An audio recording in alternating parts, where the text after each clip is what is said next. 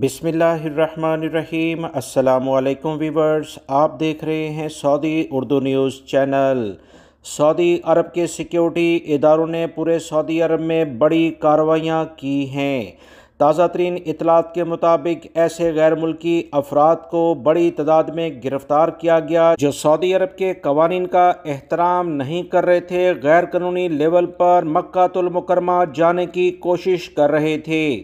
5668 افراد کو گرفتار کر لیا گیا ہے۔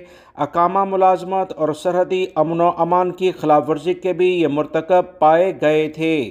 سعودی عرب کے سیکیورٹی اداروں کی جانب سے کہا گیا کہ سعودی عرب کے تمام علاقوں سے مکہ المکرمہ کی جانب آنے والے افراد کو، چاہے سعودی شہری ہوں یا غیر ملکی، سختی کے ساتھ چیک کیا جا رہا ہے۔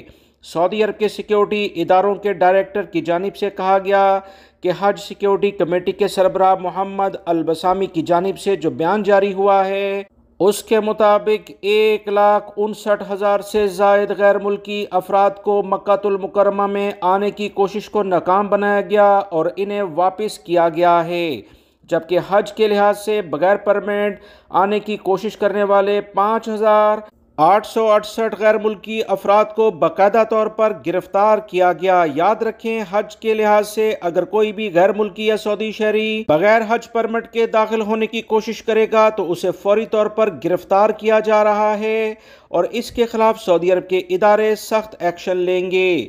10 سے 20 ہزار ریال جرمانہ بھی ہو سکتا ہے۔ غیر ملکی افراد سزا جرمانے کے بعد سعودی عرب سے ڈیپورٹ بھی ہو سکتے ہیں۔ سعودی عرب کے سیکیورٹی اداروں کی جانب سے کہا گیا کہ حج سیزن کو فول پروف بنانے کے لیے سیکیورٹی اسکیمیں تیار ہیں۔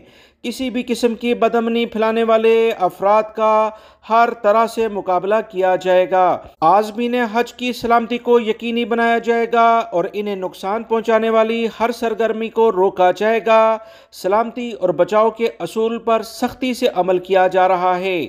اسی وجہ سے غیر قانونی افراد کو مکہ المکرمہ کی حدود میں داخلے کی قطعاً اجازت نہیں اور غیر ملکی افراد اور سعودی شہری گرفتار بھی ہو رہے ہیں اور 1 لاکھ سے زائد غیر ملکی افراد کو واپس کیا گیا ہے۔ غیر ملکی بھائی بہت احتیاط برتیں، قوانین کا احترام کرنا ہم سب پر لازم ہے۔ ویڈیو لائک کر کے شیئر بھی کیجیے گا۔ ملیں گے مزید تازہ ترین اپڈیٹ کے ساتھ۔ السلام علیکم۔